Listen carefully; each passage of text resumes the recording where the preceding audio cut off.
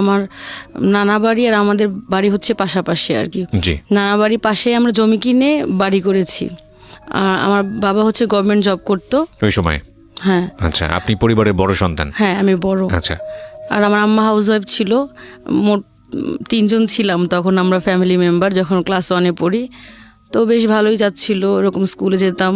ফার্স্টেই যখন গিয়েছি খুব ভালো রেজাল্ট করতাম, ফার্স্ট হয়েছি একদম প্রথম পরীক্ষায়। ম্যাথসে 100 মার্কস পেয়েছি এবং খুব ভালো রেজাল্ট করেছিলাম। ভালো স্টুডেন্ট ছিলাম একাধারে, দেখতে বেশ কিউট ছিলাম, খুব ছোট। স্কুলে খুব অল্প বয়সে ভর্তি হয়েছিলাম। যারা অন্যরা ছিল আমাদের সাথে বেশ আমার থেকে হয়তো 1-2 বছর 3 বছর 4 বছর এরকম বড় ছিল অনেকে। আমি খুব আর্লি স্কুলে যাই আর কি। তো এরপরে ভালোই চলতে থাকে এরকমভাবে। তারপরে হচ্ছে ক্লাস 2-তে যখন উঠি, এই সময় একটা আর কি ধাক্কা লাগে আমার, মানসিক মানে সমস্যার বিষয়টা বা একটা ক্ষত ওই সময়টা থেকে আমার শুরু হয়। সেটা হচ্ছে আমার আব্বু অনেক রাগী ছিল, মানে অনেক বেশি রাগী ছিল। মানে অন্য যে আমার চাচা বা ফুপু টুপু ওনারা এরকম রাগী না, কিন্তু আমার আব্বার আগে বেসিক্যালি একটু আমি জিনগতই বলবো, কারণ আমিও সায়েন্সে পড়েছি, এই জন্য বিষয়টাই বলবো আর কি। না, অনেকেই এক মিনিট এখানে জিন বলতে অনেকেই বলতে অন্য কিছু বুঝতে পারেন, মানে বংশগতভাবে। এটা আসলে সায়েন্সের টার্ম। হ্যাঁ, এখানে কিন্তু জিন পরির বিষয় না। ওকে, বংশগতি বিষয়ক যেই বিষয়টা সেটা হচ্ছে জিন। আমি ইন ডিটেইলে যাচ্ছি না, আপনারা যদি গুগলে সার্চ করেন তাহলে পেয়ে যাবেন। হ্যাঁ, বলুন। মানে আমার দাদু অনেক রাগী ছিল, উনি মানে ফ্যামিলির একমাত্র মেয়ে ছিল, ওনার ভাইরা অনেক বেশ সম্ভ্রান্ত পরিবারের ছিল। তো ওনার এক ভাই বেশ রাগী ছিল আর কি, একজন মার্ডার হয়েছিল। তো আব্বা হচ্ছে ওই যে মামাদের বংশের ওই রাগী স্বভাবটা পেয়েছিল। আমার দাদা বা আদার্স চাচারা খুব শান্তই ছিল আর কি। তো এই আব্বুর ব্যাড সব কিছুই ভালো, 5 ওয়াক্ত নামাজ রোজা করতো, গভর্নমেন্ট জব করেছে, তারপরে ভালো ছাত্র ছিল, সব কিছুই তার ভালো ছিল, পজিটিভ ছিল, খুব ডিসিপ্লিনড।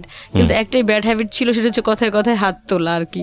যে কোনো বাইরে না, যে কোনো, যেমন আমাদের যখন গ্রামে আমাদের বাড়ি আছে, সেখানে চাচাতো ভাই বোনরা ছিল, যৌথ ফ্যামিলি, তো ওদেরকেও নাকি মাঝে মাঝে এরকম ঝড় থাপ্পড় মারতো আর কি। এটা একটা খুব ব্যাড হ্যাবিট ছিল তার। এবং এটা এখন অবশ্য তার প্রতি আমার কোনো রাগ নাই, কারণ এখন সে অনেক লক্ষ্মী হয়ে গেছে আর পরে অনেক ভদ্র হয়ে গেছে, কিন্তু ওই সময়টা আর কি ছিল এরকম। আর বাবা মার সাথে আমার বয়সের ডিফারেন্সও খুব বেশি না, আমার আম্মার সাথে হচ্ছে 16-17 বছরের ডিফারেন্স। আর প্রথম বেবি, বুঝতেই তো পারেন, তারা খুব একদম একেবারে ইয়ং ছিল আর কি, খুব টকবকে আর খুব উত্তেজিত, এরকম এক্সাইটেড স্বভাবের। তো তখন আমার আম্মা হচ্ছে, আমি ক্লাস 2 প্রেগনেন্সি ছিল। তো একদিন হচ্ছে রাতের বেলা খাওয়া শেষ করলাম আমি, তো আব্বু বললো যে আমি ওর খেতে চাচ্ছিলাম আম্মুর কাছ থেকে। আম্মু আবার ড্রাই এই ধরনের মুড়ি বা এরকম খাবার খেতে পারতো, নাহলে ভমিটিং হতো আর কি। তো এরপর আমি চাচ্ছিলাম, ছোটো বাচ্চা তো আমি তো সেভাবে বুঝতে পারি না যে আমি খাওয়া শেষ করেছি আবার আমার খাওয়া উচিত না। তো এই বিষয়টা আব্বু খুব রেগে গেলো, সে খুব রাগি, বললো যে ও চাইছে কেন দিলা আর কি, একটা চড় মারলো অনেক। আপনি যখন কোন ক্লাসে? ক্লাস 2-এ পড়ি। তখন তো আপনি বুঝতে পারছেন, মানে আপনার নিজের মেমরি থেকেই বলছেন? হ্যাঁ, বুঝতে পারছি। তো একটা চড় মারলো, শেষে আম্মু হচ্ছে প্রেগনেন্সি ছিল, এটা বুঝতে পারতাম আমি যে অসুস্থ আমার আম্মু, একদম বেডের উপর থেকে নিচে পড়ে গেল আর কি। এই আমার লাইফে আর কি খুব ছোটোবেলা থেকে এই মানসিক একটা অশান্তি শুরু হয়ে গেল আর কি, একটা ক্ষত শুরু হইলো যে এরকম কেমন পুরুষরা কেন নির্যাতন করবে বা এরকম। সেটা যাই হোক, হয়তো পরবর্তী যে ঘটনাগুলো ঘটেছে হয়তো আমার আম্মার কিছু দোষ থাকতে পারে, কিন্তু সেটা অন্য ব্যাপার। কিন্তু এটা আমার কাছে খুব খটকা লাগলো তখন। First impression is the last impression. হ্যাঁ, একদম শুরু থেকেই আমি কিছুটা ডিপ্রেসড বা এরকম খারাপ আর কি মনোভাব আমার। তো স্কুলে যাই তখন থেকে আমি খুব মনোযোগ দিয়ে পড়াশোনা করতাম আর কি। যে আমার মানে ছেলেদের সম্পর্কে খুব খারাপই একটা ধারণা ছিল যে হয়তো এরকম বা আমার লাইফে এরকম হতে পারে, আমি বড় হয়ে অফিসার হব বা স্ট্রাগল করব, পড়াশোনা করব, মানে বেসিক্যালি পড়াশোনাটাকে খুব পছন্দ করতাম আর কি। স্কুলে যেতাম, ও স্কুলটার নাম ছিল কাদের চৌধুরী সরকারি প্রাথমিক বিদ্যালয়, ওখানে আমি পড়তাম। ভালো স্কুল বেশ, ওই সময়ে মানে অন্য স্কুলের তুলনায় খুব উন্নত ছিল আর কি। প্রাইমারি স্কুল তখন কিন্ডারগার্টেন বা ওরকম প্রচলন ছিল, কিন্তু খুব কম। তখনও ভালো ভালো স্টুডেন্টরা, এখন তো পড়ে না, পড়তো প্রাইমারি স্কুলে আর কি। যারা আমরা ওখানে পড়েছি, অনেকে মেডিকেল কলেজে চান্স পেয়েছে, ভালো ভালো জায়গায় চান্স পেয়েছে বা ভালো সাবজেক্টই পড়েছি আমরা। এরপর সেকেন্ড ধাক্কাটাকে যখন 4-এ উঠি, আমি খুব ভালো রেজাল্ট করতাম এবং খুব ভদ্র শান্ত ছিলাম অনেক। যেখানে আম্মু দাঁড়া করে রাখতো ওখানেই দাঁড়িয়ে থাকতাম বা এরকম টাইপের ছিলাম। তো স্কুলে গেলাম আর ক্লাস ক্যাপ্টেনও হলাম। আমার নানা আবার স্কুলের প্রধান শিক্ষক ছিল আর কি। তো ওই স্কুলের প্রধান শিক্ষক স্যার আমাকে খুব আদর করতেন, যেহেতু আমি শিক্ষকের নাতনি, এই জন্য অন্যরকম একটা পরিচিতি ছিল। এরপরে যখন আমি 4-এ উঠি, সেকেন্ড ধাক্কাটা আমি ওই সময় খাই। তো ভালো রেজাল্ট করতাম। আমাদের এলাকারই কয়েকটা ছেলে ছিল, আরমান, জিয়া, আবার খালিদ, তারপরে স্কুলে মিঠু, সোহেল, এরকম আরও অনেক ছেলেপেলেরা ছিল। ওরা হচ্ছে আমাকে খুব জেলাস করতো, আমি ভালো রেজাল্ট করতাম আর ওরকম আমি মিশতাম না, কারোর সাথে কথাও বলতাম না, একটু মুডি ছিলাম আর কি, মুড নিয়ে থাকতাম। কারণ আমার টার্গেট ভালো রেজাল্ট করতে হবে, বা অলরেডি বাসায় তো টুকটাক আমার প্রবলেম হচ্ছে, এগুলো আমি কখনোই শেয়ার করতাম না। তো ওরা হচ্ছে এরকম আমাকে টিজিং করা শুরু করে, জেলাস করে আর কি, যে আমি ভালো রেজাল্ট করতেছি, আমাকে নিচে নামানোর জন্য বা সামাজিকভাবে হেয় প্রতিপন্ন করার জন্য একটা বাজে একটা ওয়ার্ডস দিয়ে, ফেস টু ফেস এরকম একটা শব্দ দিয়ে হচ্ছে টিজিং করতে থাকতো, অলওয়েজই টিজিং করতো এরকম। এটা মোটামুটি ছড়িয়ে দেয় ওই গন্ডিটার মধ্যেই আর কি। তো এরকম টিজিং করতে থাকলো এমনভাবে, এটা না টর্চার পর্যায়ে আর কি, মানে কি যেন ফেস টু ফেস করে টিজিং করতো আর কি, একদম গলি টলি মোটামুটি অনেকের মধ্যেই ছড়ালো আর কি, ছেলেদের মধ্যে বিশেষ করে। তখন কোনো মেয়েদের ইন্টিমেসি ইনভলভমেন্ট ছিল না। পরে হচ্ছে আমি খুব একটু ডিস্টার্ব ছিলাম, আর আমার একটু প্রবলেম ছিল, অ্যালার্জি প্রবলেম ছিল, আমার বায়ুবর্ণে অ্যালার্জি ছিল, বেশ ঠান্ডার, আর আমি খুব শুকনা ছিলাম, ঠান্ডা থাকতো এমনি হাত পা অনেক। আর শীতের দিনে এক্সাম থাকলে আমার খুব কষ্ট হতো, আমি ভালো এক্সাম দিতে পারতাম না, কারণ কোল্ড অ্যালার্জি ছিল, নাক দিয়ে পানি পড়তো বা হাত পা ঠান্ডা হয়ে যেত, বেশি রাত জেগে পড়তে পারতাম না, সন্ধ্যার সময় ঘুমায় থাকতে হতো লেপ বা কম্বল গায়ে দিয়ে এরকম। তো ওরা এরকম সবসময় উত্ত্যক্ত করতো আমাকে, কোচিং করতে যেতাম 5 স্কলারশিপের জন্য, তখন উত্ত্যক্ত করতো, সবসময় টিজিং করতেই থাকতো। এতে মানসিকভাবে আমি ডিপ্রেস থাকতাম, কারণ বাসায় তো আব্বা আম্মার মাঝে মাঝে টুকটাক আর কি ঝামেলা হতো, এটা নিয়ে অরিড থাকতাম, ছোটো বাচ্চা, শেয়ার করতাম না। আবার নেক্সট টিজিং নিয়ে খুব অশান্তির মধ্যে থাকতাম, কাগজ ছুঁড়ে মারতো আমার দিকে, ফুল টুল ছুঁড়ে মারতো স্কুলে যখন পড়তাম, সিঁড়ি দিয়ে ওঠার সময় এরকম। আপনাদের সহপাঠীরা এসব করতো? হ্যাঁ, আমার সহপাঠীরা এসব করতো। তো আমি তখন খুব খারাপ করে ফেলি, খুব আমার স্কলারশিপ পাওয়ার কথা, ট্যালেন্ট ফুল আমি পাই নাই, বৃত্তি পাই নাই। অন্য ছেলেরা যারা এরকম ডিস্টার্ব করতো তাদের মধ্যে একজন পেয়ে গেছে আর কি। ওকে। এবার 6-এ ভর্তি হলাম, গার্লস স্কুলে ভর্তি হলাম, যেখানে টার্গেট ছিল সেখানে অ্যাডমিশন দিয়েছিলাম, পাইনি। Barishal government girls high school, এটা সবচেয়ে ভালো স্কুল মেয়েদের, ক্যাডেট কলেজের পরেই। তো ওখানে পাইনি, আর দূরেও ছিল, আমার আম্মার বাচ্চা ছিল ছোটো ছোটো, যেতে পারি না ওইভাবে আর কি। তো জগদীশ সরস্বতী স্কুলে ভর্তি হলাম। এই 2 বছর আমার বেশি একটা প্রবলেম হয় নাই, বাসায় অনেক কাজ টাজ করতাম। তো এই 2 বছর স্কুলে বা বাইরে যাওয়া বেশি প্রবলেম হয়নি, কারণ ওই ছেলেরাও তো আবার ওরা অন্য স্কুলে ভর্তি হয়ে গিয়েছে, বয়েজ স্কুলগুলোতে। রাস্তায় টুকটাক করে টিজিং করতো হালকা, খুব বেশি প্রবলেম হয়নি। আর রেজাল্টও খুব ভালো করেছিলাম, 6-এ খুব ভালো রেজাল্ট করেছি, আর 7-এও খুব ভালো রেজাল্ট করেছি।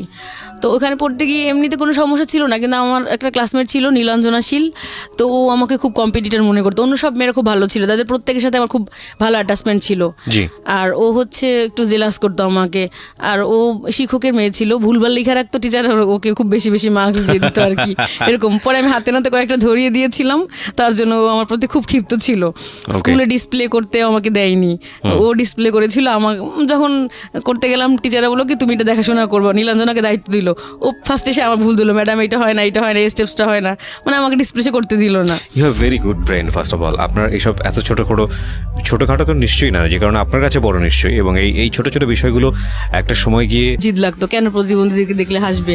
আমি সবসময় হেল্প করার চেষ্টা করতাম, পুরদেরকে বা যারা অসহায় ওদের পাশে দাঁড়ানোর চেষ্টা করতাম সবসময়। তো এরপরে আমি হচ্ছে বরিশাল গভর্নমেন্ট গার্লসে অ্যাডমিশন টেস্ট দিই, ওখানে হচ্ছে 3rd হয়ে এবার আর কি অ্যাডমিশন নিলাম। আবার হচ্ছে ট্রান্সফার সার্টিফিকেটও দেখিয়েছি আব্বার, কারণ হচ্ছে গভর্নমেন্ট জব করতো ওইভাবে আর কি। তো অ্যাডমিশন নিয়ে নিলাম। এবার আমার উপর আবার টর্চার, হিটে উঠে গেছি, একটু বড় হয়ে গেছি, ওই যে এলাকার পোলাপানগুলো আবার হচ্ছে স্কুলে পিছন যেত আমাকে, আজে বাজে কিছু পোলাপান, একদম ওই ক্লাসের যেগুলো টিচিং করতো ওগুলো না, অন্যগুলো আর কি ছড়িয়ে দিয়েছে। তো সাইকেলে করে ওরা একদম স্কুলে যেত পিছন যেত, আর পিছন হচ্ছে টিচিং করতে যেত। ওইটাকে ঘিরে এমনিতেও মানে প্রেম করার জন্য ঘুরতো অনেক ছেলেপেলেরা আর কি। একটা জিনিস খেয়াল রাখবেন, বারবার হচ্ছে রাইট, আমাদের একটু ইন্টারাপ্ট করছি আপনাকে, একটা জিনিস অবশ্যই খেয়াল রাখা দরকার প্রিয় শ্রোতা, যে যারা কখনো এই ইফতিজের শিকার হননি তারা আসলে বুঝবেন না যে এটা আসলে কতটা ভয়ানক হতে পারে।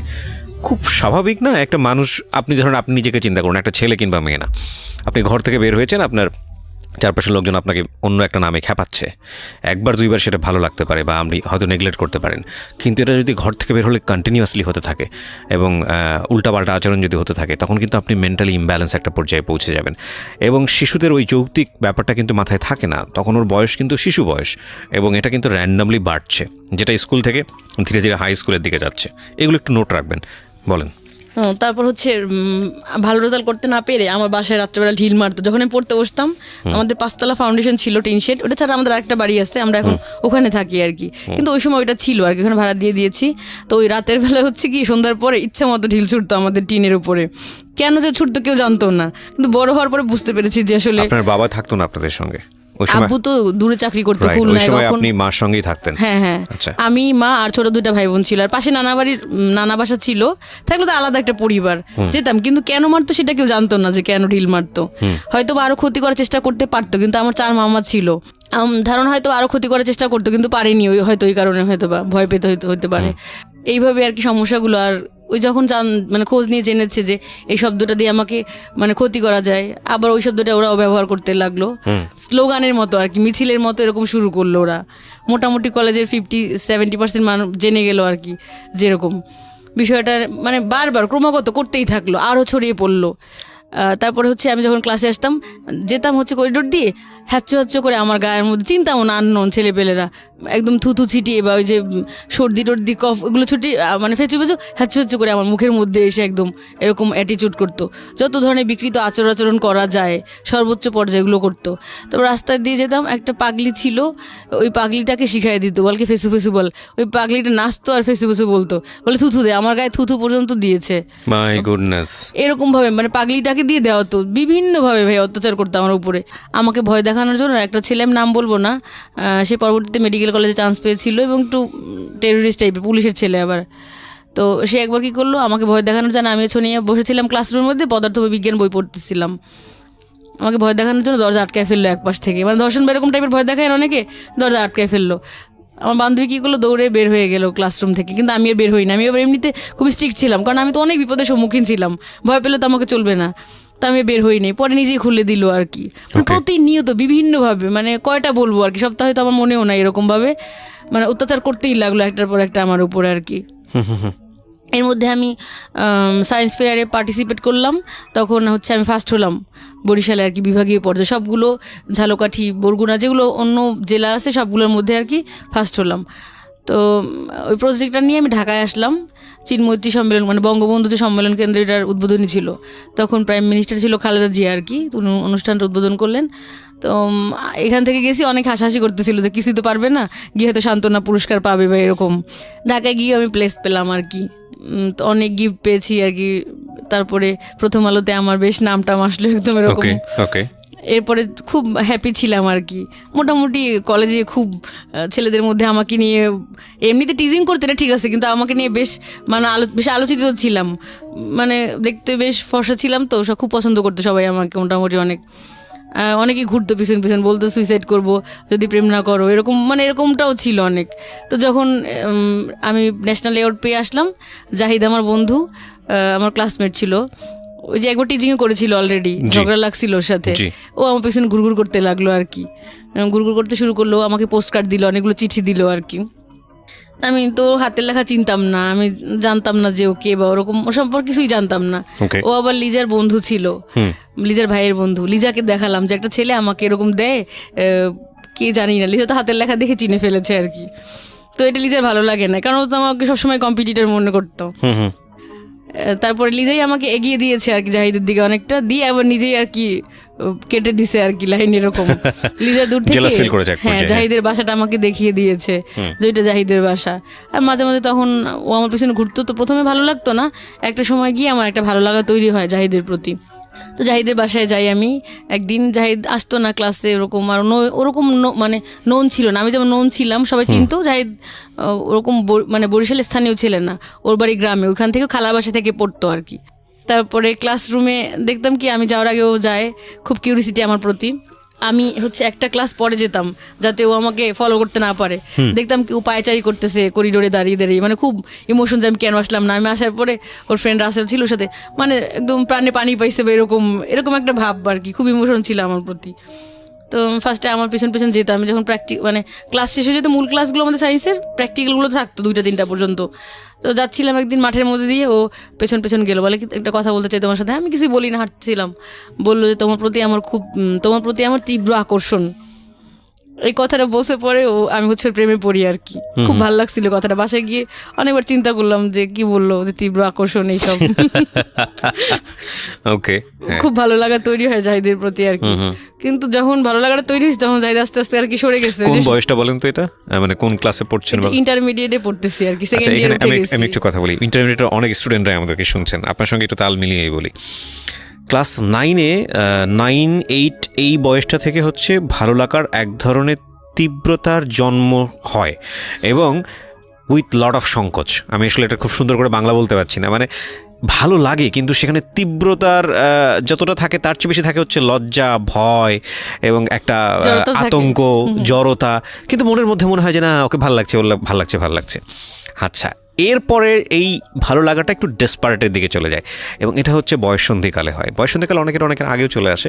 দুইটা জিনিস খেয়াল রাখবেন, বাবা মা যারা শুনছেন এবং যারা তোমরা নিজেরাও যারা এখন এই প্রেমের মধ্যে আছো তারাও একটু শুনে রাখো, কারণ এটাই শেষ কথা না। ইনফ্যাক্ট এই ভালো লাগাটা যখন তীব্র আকার ধারণ করে এবং একই সাথে যখন বয়ঃসন্ধিকাল চলে আসে, বয়ঃসন্ধিকালে ছেলেদের যে চেঞ্জটা হয় সেটা হলো একটা ছেলে হঠাৎ করে লম্বা হয়ে যায়, দেখবে 9-10 দেখে ধাম করে লম্বা হয়ে গেছে, গলার শটটা অনেক ম্যাচিউর হয়ে গেছে এবং অনেক বেশি ব্যক্তিত্ব সচেতন হয়ে গেছে। সে যে হাঁটছে, হাঁটার স্টাইলটা ঠিক আছে কিনা, সে যে জামাটা পরছে সে জামাটা ঠিক আছে কিনা, সে যে মাথাটা আঁচড়াচ্ছে সে মাথাটা, আমি একদম ছোটো ছোটো জিনিসগুলো ধরে ধরে বলছি, মাথার চুলের আঁচড়ানোর স্টাইলটা ঠিক আছে কিনা, এবং একটু শেভ করার দেখবা যে গোফঠোপ উঠছে বা একটু শেভ, নতুন নতুন দাড়ি এবং শেভ করে সে যথেষ্ট লজ্জা পাচ্ছে।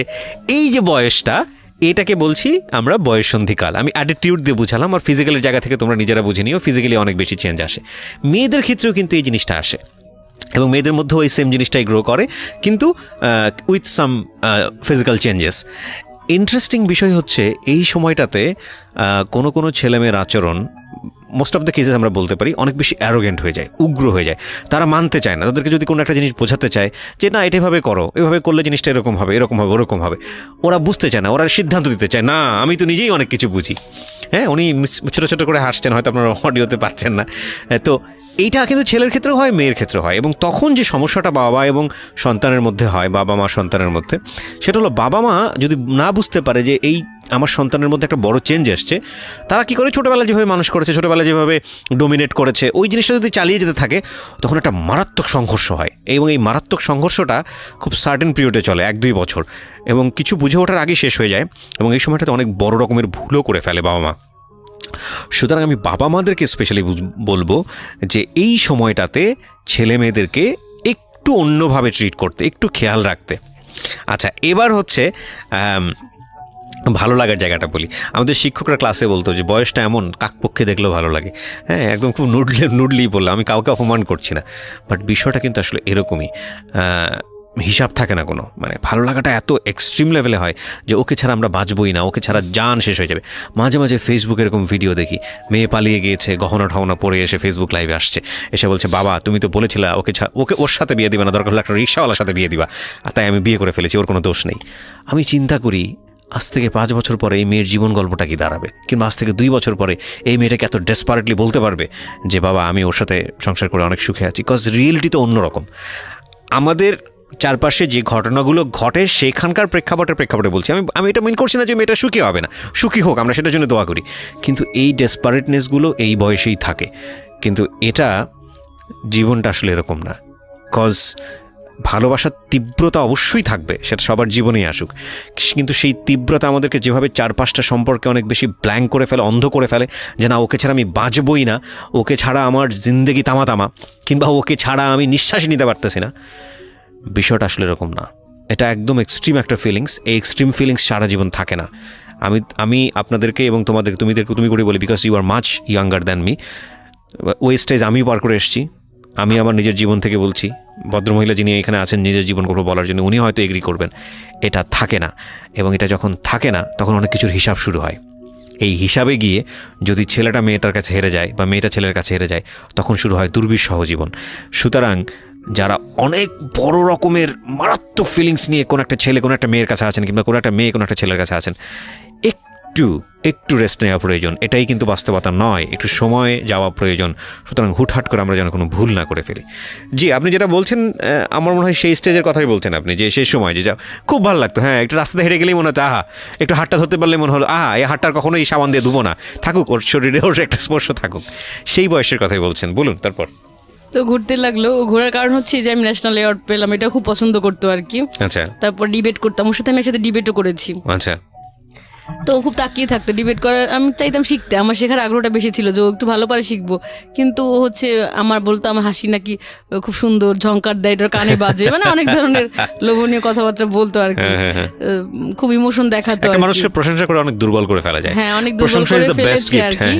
তো আমি চেঞ্জ হতে শুরু করলাম। এর আগে ছেলেদেরকে আমি খুব ঘৃণা করতাম, একদিকে বাবার প্রতি আমার খুব আক্রোশ ছিল, একটু নারীবাদী টাইপের ছিলাম কিছুটা, কবিতা টবিতাও লিখতাম এরকম, তারপর হচ্ছে আব্বুর বিরুদ্ধেও কবিতা পড়তাম এরকম যে আমরা তো জানি আকাশ আদিম পুরুষ, পৃথিবীর রমণী, তবে কেন দু হাতে শিকল পরিয়ে রেখেছো, 1000 বছর ধরে কেন তুমি সূর্য দেখতে দাওনি, এরকম মানে কবিতা টবিতা পড়তাম। তো আব্বু হাসতো বা অবাক হইতো এরকম। আর ছেলেরা যদি ব্যথা পেতো আমি খুব মানে খুব মজা পেতাম, কারণ যে এই টিজিং করতাম তো খুব আক্রোশ ওদের প্রতি। তো ফার্স্টে আমার মধ্যে চেঞ্জ আসলো, জাহিদ একদিন ব্যথা পেলো বেঞ্চের সাথে, লোহা ছিল, লোহার পেরেকগুলো কেটে গেল, পা দিয়ে রক্ত বের হলো, দেখি আমার চোখ দিয়ে শুধু পানি পড়তেছে। প্রথম কোনো ছেলের জন্য আমার হচ্ছে কষ্ট হলো। ভেরি ইন্টারেস্টিং থিং, দেখেন উনি ছোট ছোট জিনিস কিন্তু কত বিউটিফুল, কত সুন্দর করে মনে রেখেছে বিষয়গুলো। ওকে, তারপর ওর হচ্ছে চোখে প্রবলেম হলো, ঢাকায় আসলো ট্রিটমেন্টের জন্য। তা আমি বললাম আল্লাহ জানো আমার চোখ দুটো নষ্ট হয়ে যায়, ওর চোখ যেন ভালো হয়ে যায়, চলে আসলো আমার মানে এরকম। তো ও অলরেডি আমি একটু মিস করে গেছি যে এই যে টিজিং করতো, এর মধ্যে আমি খুব মেন্টালি অনেক আপসেট হয়ে গিয়েছি। রাতে আমি খুব খারাপ খারাপ স্বপ্ন দেখলাম, পানিতে ফেলে দিয়েছি। আর একদিন ওদের বাসায় গিয়েছিলাম, যার সময় আব্বু আবার দেখছে যাইতে রিক্সায়, তো এই জন্য সেও একটু সন্দেহ করতো যে কেন গেল, বা আব্বু তো এমনি রাগি আর সন্দেহবাতিক টাইপের, কিছু বলতো না কিন্তু ইনডাইরেক্টলি একটু টর্চার করতো আর কি। আর যখন আমার হচ্ছে ফার্স্ট ইয়ার ফাইনাল পরীক্ষা দিলাম, এটা খুবই দুঃখজনক একটা ঘটনা ছিল আমার জন্য। তো আম্মা অনেক রাগে ছিল আর কি। আমার ভাই যে পড়াশোনা করতো না, সে হচ্ছে সমস্ত বইপত্র সব ফেলে দেয়। আমার ওদিন জুওলজি পরীক্ষা ছিল, আমি আবারও ভালো প্রস্তুতি নিয়ে খুব খারাপ করলাম আর কি। আমার 80 ক্রস করা টার্গেট ছিল, সেখানে আমি 78 পেলাম। তো আমি আবার জিদ করে হচ্ছে পড়াশোনা করতে ভালো লাগতো না, যে এরকম বারবার চেষ্টা করতেছি, বারবার হচ্ছে খারাপ হচ্ছে। এই জাহিদ ঘুরতে লাগলো, তখন এক ধরনের ভালো লাগা অনুভূতি, নিজের মধ্যে চেঞ্জ চলে আসলো অনেক। এর আগে হচ্ছে অনেক সবাইকে আমি মোটামুটি কম্পিটিটর মনে করতাম, যে আমি খুব ভালো রেজাল্ট করবো, কম্পিট করবো, ডিবেট করতাম, এগুলোতে হচ্ছে আমি ফার্স্ট হইতে হবে, আমাকে সবাইকে টপকায় যেতে হবে এরকম। যখন জাহিদের প্রেমে পড়লাম, আমার মানসিকতা একদম চেঞ্জ হয়ে গেল, প্রচণ্ড রকম মানবিক। এর আগে একটু অহংকার ছিল অন্যরকম, তারপরে অন্যরকম ব্যাপার ছিল, যেগুলো একদম চেঞ্জ হলো, অনেক ভালো হয়ে গেল মন মানসিকতা। কাউকে আর কম্পিটিশনটা টর মনে করতেছি না, কাউকে জেলাস করতেছি না, কাউকে হচ্ছে ওরকমভাবে মানে একদম মনে হতো যে ও জিতলে আমি জিতবো আর কি, আমি হেরে গিয়ে ওকে জিতাইয়ে দিই, এরকম একটা মানসিকতা আর কি তৈরি হলো আমার। যাই হোক, এরকম টিজিং তো চলতেই থাকলো। আর জাহিদ আমাকে যে একটু আমি ওর প্রতি উইক হলাম, এর আগে তো ও ঘুরছে আমার পিছনে, যে আমি দুর্বল হলাম, ও আমাকে উল্টা টর্চার করা শুরু করলো, বললো তোরই দোষ, পোলাপান তোরে টিজিং করে কেন, নিশ্চয়ই তুই কিছু করছো, তোরই দোষ। আর লিজাও এরকমভাবে টর্চার করতে শুরু করলো, বলে যে আমাদেরকে তো কেউ টিজিং করে না, তোমাকেই করে, সেই লিজার অনেক মানে এরকমভাবে আমাকে মেন্টাল টর্চার করতে লাগলো আর কি। আমি খুব হতাশ আর কি মোটামুটি এরকম। তো পরীক্ষার আগে আগে আমি স্বপ্নে দেখলাম কি যে একটা লাল শাপলা বড় একটা নদীর মধ্যে অনেক চেষ্টা করতেছে টিকে থাকার, আর অনেক ঘোলা পানি আর কি, ওকে বারবার ঢেউ দিয়ে উঠায় ফেলার চেষ্টা করতেছে, ও চেষ্টা করতেছে টিকে থাকার, আর ও মানে পানিটা ওকে উঠায় নিতে। একসময় শাপলার শিকড়টা উঠে গেছে একদম, পুরো মূল সহ একদম উঠে গেছে আর কি, এরকম স্বপ্নে দেখছি। এরপর তো পরীক্ষা দিলাম, এপ্রিল মাসে পরীক্ষা শুরু হলো। এর আগের বছরগুলোতে ছেলেমেয়েরা কম্বাইন্ড ছিল আর কি, মোটামুটি দেখে দেখে লেখার সুযোগ ছিল ছেলেদের কাছ থেকে। যে রাকিব, সানজিদ, মিঠুর আমাকে টিজিং করতো, ওদের সাথে আবার মুন্না পাশাপাশি রোল ছিল আমাদের। হ্যাঁ, এমনিতে ওরা টিজিং করতো কিন্তু কোনো স্ক্যান্ডাল ছড়ায়নি, বা ওদেরটা দেখে দেখে লেখার সুযোগ ছিল, ওরা ভালো ছাত্র ছিল, এমনি দেখাবে আর কি, এরকম হয়তো টিজিং করতো এরকম মেন্টালিটির। কিন্তু ওই বছর মেয়ে ছেলে আলাদা করে পড়লো। তারপরে বরিশাল কলেজে সিট পড়লো আর কি, 4 তলায় পড়লো, সেখানে কোনো ফ্যান ছিল না, কি যেন একটা গ্যাঞ্জাম হয়েছিল এর আগে, মারামারি কলেজে ফ্যান ট্যান আবার সব নিয়ে গেছে এরকম। তো প্রচণ্ড গরম ছিল একদম, গ্রীষ্মের মানে এপ্রিলের দিকে পরীক্ষা। আমার গলার স্বর বসে গেছিলো একদম, অনেক সিক থাকতাম, আমার তো অ্যালার্জি আছে, কোল্ড অ্যালার্জি, কফ টফ এরকম ছিল। ছেলেরা খুব ভালো রেজাল্ট করেছে, ওরা দেখে দেখে লিখছে, বা দেখছি আশেপাশে তো তাকিয়ে দেখেছি আর কি। তো এরপরে পরীক্ষা দিলাম ভাই, যখন আমি মানে এমন মানসিক অবস্থা হলো আমার, ডিপ্রেস থাকতে থাকতে, যে আমি ঠিক মতো ওই শিটগুলো ফিল আপ করতে পারতাম না। আমার রোল ফিল আপ করলে মনে থাকে আমি ভুল করছি, মনে হয় এটা করছি, মানে প্রত্যেকটা বিষয়ে খুব কনফিউজ হয়ে যাচ্ছেন। এরকম এই মানসিক অশান্তি শুরু হলো আমার আর কি সেকেন্ড ইয়ার থেকে। টিজিং করতে করতে এমন অবস্থা, জাহিদ আমাকে মেন্টাল টর্চার করতেছে, লিজা করতেছে, তোমাকে কেন বলে, নিশ্চয়ই তোমার প্রবলেম আছে। জাহিদ বল তোর দোষ। তো এতদিন তো সাহস পাইনি, যেই প্রেম মানে ভালোবাসছি, প্রেম করতাম না, তথাকথিত কোনো সম্পর্ক ছিল না, মানে পছন্দ করতাম, তখন সে বলতো যে আমার দোষ, এই জন্য পোলাপান আমাকে টিজিং করে, এইসব বলতো। বয়ফ্রেন্ড তখন এই ধরনের কথা হ্যাঁ, বলছে, এগুলো বলতে শুরু করলো আর কি, মেন্টালি টর্চার করা শুরু করলো। এটা আমি খুব ভেঙে পড়লাম মানসিকভাবে আর কি। এরপর থেকে এই যে মানসিক সমস্যাগুলো আমার দেখা দিল, সবসময় খুঁত মনে হয় আমি ভুল লিখছি, তাহলে এটা করছি, যেটা আমি পারি, জানি এইটাই ঠিক, কিন্তু অন্যদের যেটা বলতো ওইটাই আমার মনে হয় যে এইটাই ঠিক। আত্মবিশ্বাসের ঘাটতি, এর আগে এটা আমার ছিল না, এই ধরনের প্রবলেম আমার। তারপরে হচ্ছে সবসময় একটা মানসিক ভুল লিখতাম, মানে হয়তো 5i বা 2s হয়তো মাইনাসের জায়গায় প্লাস, মানে উল্টাপাল্টা করে লিখতাম সবই, কিন্তু উল্টাপাল্টা করে লিখতাম। প্রত্যেকটা পরীক্ষা ফিজিক্স ম্যাথ আমার খুব খারাপ হয়ে গেল পরীক্ষাগুলো আর কি। তখন আমি বুঝতে পারিনি যে এতটা খারাপ হয়েছে আর কি পরীক্ষাগুলো। যখন রেজাল্ট দিল খুবই খারাপ রেজাল্ট করলাম, 13 অক্টোবর রেজাল্ট দিল, মানে খুব কান্নাকাটি তো করছে, এটা বুঝিনি, মানসম্মান তো সব গেছে। এমনি সবাই আমাকে চেনে ভালো স্টুডেন্ট হিসেবে, আর খুব মজা পাইলো সবাই আর কি। আমি সবাই গেলো ক্যাম্পাসে রেজাল্ট নিতে, আমি গেলাম না, বাসা বসে খুব কান্নাকাটি করতেছি আর কি। এর মধ্যে লিজা আসলো খুব মায়া কান্না দেখাতে, সে আবার আমার সাথে কম্পিটিশন দিয়ে খুব ভালো পড়াশোনা করছে, করে এইবার আমার থেকে খুব ভালো রেজাল্ট করে ফেলেছে আর কি। এর মধ্যে একটা বিষয় স্কিপ করেছি, প্র্যাকটিক্যাল একটা কথা বলি না। প্র্যাকটিক্যাল হচ্ছে আমি অনেক অনেস্ট ছিলাম ভাই সবসময়, তো সবাই দেখা যাচ্ছে নকল টকল নিত, দেখে দেখে লিখতো, এই টেন্ডেন্সি আমার ছিল না। তো আমার বান্ধবী সোনিয়া ওর সিনিয়রদের সাথে আলাপ করলো যে কীভাবে করা যায়। তো ওদের অনেক টাকা পয়সা ছিল, ধনী মানুষ, বলো যে কম্পোজ করে নিয়ে যাবে, এগুলোকে দেখে দেখে লিখবা আর কি। তো ছোটো ছোটো করে কম্পোজ করলো, 5টা-6টা করছে, করে ওই আমার বান্ধবী মনিকে দিছে, ও নিছে, আমাকে একটা দিল। মোটামুটি নীলাঞ্জনা, লিজা প্রত্যেকের কাছে নকল আছে, ওরা মানে ভেতরে রেখে বোরকা পড়তো, ভেতরে রেখে হচ্ছে করতেছে, লিখতেছে এরকম। তা আমি তো একটু বোকাশোকা টাইপের গাধা, সবসময় তো এত মানসিক অ্যাংজাইটিতে থাকতাম যে ম্যাচিউর কোনো বুদ্ধি আমার তৈরি হয় নাই। আমি করছি কি, এটা সাদা স্বচ্ছ ফাইল নিয়ে গেছি, পদার্থবিজ্ঞান পরীক্ষার দিন ট্রান্সপারেন্ট ফাইলের মধ্যে উপরে রেখে দিছি ইয়েটা আর কি, ওই যে কম্পোজ শিটটা। আর ওরা তো মোটামুটি বিভিন্নভাবে আর কি রেখেছে, এমনভাবে যে বের করে লিখতেছে। স্যার উঠেই ফার্স্টে আমার ইয়েটা দেখলো আর কি, ফাইলটা খুললো, দেখাই তো যায় এটা স্পষ্টভাবে, দেখলো যে এটার মধ্যে নকল আছে আর কি। আসলে তো আমি ওটা নিজে নেই না, ওটা আমার বান্ধবী দিছে পরীক্ষার সময়, আমি ওটার মধ্যে ঢুকায় রাখছি। তো স্যার খুব খেপে গেছে যে নকল করে, এই মেয়ে মনে হয় এরকমভাবে নকল করছে। এসসিতে কী রেজাল্ট করছিলা তুমি ফিজিক্সে? আমি বললাম স্যার আমি A+ পেয়েছি। বলে নিশ্চয়ই নকল করে পাইছো। আসলে ভাই এরকম আমি কোনো দিনও না, সে তো বিশ্বাস করবে না। তারপর খুব খেপছে আমাকে ফেল করাই দিবে আর কি। তা আমি আবার টেস্টে প্লেস পেয়েছিলাম। স্যাররা অনেক, স্যারদের সাথে খুব ভালো রিলেশন ছিল, বিশেষ করে ম্যাথ আর বোটানি টিচারের সাথে খুবই ভালো সম্পর্ক ছিল। ওই 2জন টিচারের প্রিয় ছাত্রী ছিলাম আমি আর কি। তো এই স্যাররা বললো যে না আসলে এরকম ওরকম না, হয়তো ভুল কী বলছেন জানি না, হয়তো ন্যূনতম একটা মার্কস দিয়ে পাস করাই দিছে হয়তো বা, এই জন্য স্কোর আরও খারাপ হয়ে গেল আমার। তো খুবই খারাপ রেজাল্ট করে ফেললাম, মেডিকেল কলেজে তার পরীক্ষা দিতে পারবো না। কি যে খারাপ সময় গেছে আমার লাইফের, নিশ্চয়ই একদম জীবনটা ভাই আমার অন্ধকার হারিয়ে গেছে, এরকম খুবই মানসিকভাবে ভেঙে পড়ছি আমি। প্রতি রাতে আমি বসে থাকতাম চেয়ারে, ঘুমাতে পারতাম না, মনে থেকে সুইসাইড করি। আব্বা আম্মা মানে খুব অরিড থাকতো, তারা শান্তিতে ঘুমাতে পারতো না আর কি। এরপর আম্মা টর্চারে আর মামিদের টর্চারে একদম অতিষ্ঠ হয়ে গেলাম আমি। পরে আমি সিদ্ধান্ত নিলাম যে প্রপোজালটা আসবে, যে আসুক, কানা খোড়া যে আসুক, আমি তাকেই বিয়ে করবো আর কি, এরকম টার্গেট করলাম। এরপর প্রপোজাল আসলো, এবার বিয়েতে রাজি হয়ে গেলাম। আম্মা তো হেবি খুশি। এবার খুঁজে খুঁজে ভাইয়া শহরের মধ্যে অনেক ভালো ভালো ছেলেরা ছিল, আমাকে পছন্দ করতো বা বেশ সচ্ছল পরিবারের ছেলে ছিল, কিন্তু আমার না খুব আনইজি লাগতো যে বিয়ে করবো, তারা জানবে যে ফেসু ফেসু ডাকে, দেবর বা ননদ থাকলে না হাসে, কি করে, সবসময় এরকম একটা মানসিক এংজাইটির মধ্যে থাকতাম। আমি ভাবছিলাম যে বিয়েই করবো না আর কোনো দিন। প্রচণ্ড একটা অশান্তির মধ্যে দিয়ে যাচ্ছি না আমি, প্রচণ্ড স্ক্যান্ডাল ছড়িয়ে গেছে এরকম। তো এরপরে হচ্ছে গ্রামের দিকে ছিল বাড়ি, ইঞ্জিনিয়ার, ভাবলাম যে গ্রামের দিকে বাড়ি, অনেক দূরে আমাদের থেকে, হয়তো জানবেই না কোনো দিন, তাহলে এখানেই রাজি হয়ে যাই। বেশ ধনী, মানে ধনীও না, সাধারণ পরিবার একদম। ইচ্ছা করলে আমি অনেক ধনী পরিবারে বিয়ে করতে পারতাম এরকম, বা অনেক ফ্যাসিলিটি দিয়ে বিয়ে মানে অনেক গর্জিয়াস অনুষ্ঠান হইতো এরকম, তাই রাজি হলাম। কিন্তু ভাই ওর মা ঠিকই খোঁজ নিছে, মা খুব মানে শাশুড়ি আম্মা খুব চালু ছিল আর কি, চালাক। ঠিক ভাই ওই শাহাবুদ্দিন, নীলাঞ্জনাশীল একদম তাদের কাছে এসেই পৌঁছাইলো। তারা বলছে পাগল, এই সেই, মানে টিজিং করে ছড়াইছে। পরে এমন একটা অ্যাটিচিউড করতো সবাই যে বলতো পাগল বা আজে বাজে, মানে যা মন চায় যার যেরকম ভাবে বলতে লাগলো তার কাছে। সে প্রথমে খুব আদর করছিল আর কি, খুব ভালোবাসছিল, বাণিজ্য মেলায় নিয়ে গেল, খুব ছবি তুললো আমার সাথে, খেতে গিয়েছি রেস্টুরেন্টে। কিন্তু যখন ওই যে ওরা বলছে এগুলো, তখন আমার প্রতি আরও তার খুব ক্ষোভ আর কি, পারলে এড়াই যায় বিষয়টা। তারপর কিন্তু তার ছেলে আবার খুব পছন্দ করলো আমাকে দেখে, তো এবার বিয়ে ঠিক হলো।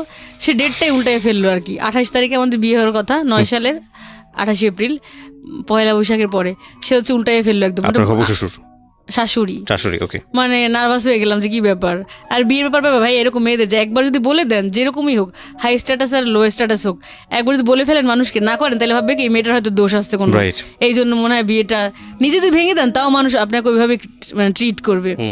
আর জাহিদ তো অলরেডি অন্যরকম হয়ে গেছে, সে এখন বড় অফিসার হয়ে গেছে। মাঝে মাঝে কথা হয় ফোনে তার সাথে, কিন্তু কিছু বলে না, পজিটিভ ছাড়েও না, মানে ফ্রেন্ডশিপ রাখছে। কথাটা তো বলতো, রাতে ফোন টোন দিত, কিন্তু কোনোদিন বলে না বিয়ে করবে, এগুলো বলে না, বা ছেড়ে দিছে তাও বলে না। বলতো ছোট এখনো, এখন নতুন চাকরি পাইছে, ভাইকে প্রাইভেট বিশ্ববিদ্যালয়ে পড়াচ্ছে আর কি, এরকম বলতো। এখন কিছুই বলতো না আর কি।